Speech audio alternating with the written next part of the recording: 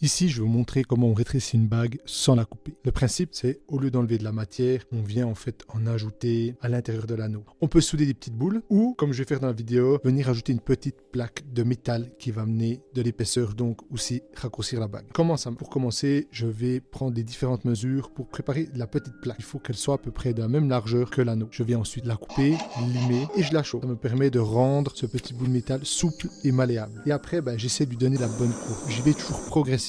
Ici, le but, c'est que quand je la mets sur la bague, il ne faut pas qu'il y ait d'espace ou très peu d'espace. C'est très important. Une fois que c'est tout bon, que c'est bien calé, je vais venir la braser, la souder. Pour ça, je la fixe, je la chauffe et comme d'habitude, il faut bien chauffer uniformément et après cibler le point. Et la soudure, elle va couler par capillarité et j'aurai une bonne soudure. Alors une fois que c'est fait, je vais venir nettoyer la bague. Je vais encore limer pour bien rendre tout homogène. Ici, les angles intérieurs sont trop agressifs et je vais venir les adoucir et les rendre confortables. Quand on porte la bague, on ne le sente pas parce qu'il n'y a rien de pire que d'avoir quelque chose au doigt qu'on sort toute la journée, c'est affreux. Alors pourquoi on utilise cette méthode? Ou plutôt, quand est-ce qu'on utilise cette méthode? Parce que ouais, il faut dire qu'elle est beaucoup moins courante que celle où on vient couper. Mais en fait, cette méthode, on l'utilise souvent si on a des motifs continus. Par exemple, quand on fait un ciselage ou des formes sur la bague et on vient couper et ça casse tout le motif, toute la forme. Là, on vient ajouter. On a aussi, par exemple, typiquement, le cas le plus fréquent pour les personnes qui ont du mal à passer la bague aux articulations et puis dès qu'ils passent les articulations, elles flottent derrière. Alors du coup, c'est un peu une solution magique parce que ça leur permet de passer la bague et qu'après elles tiennent bien sur leurs doigts. Et c'est aussi, par exemple, une méthode qu'on peut utiliser pour une personne qui va commencer un régime. Généralement,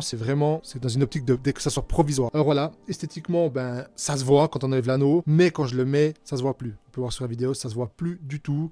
Mais voilà, c'est vrai que c'est presque invisible à l'extérieur, mais c'est pas ce qu'il y a de mieux esthétiquement. Enfin voilà, ici on est passé de la taille 54 à 52. Maintenant, vous connaissez les deux méthodes principales qu'on utilise pour rétrécir une bague. Alors voilà, j'espère que la vidéo vous a plu. Je vous dis à la prochaine. Prenez soin de vous. Ciao, ciao.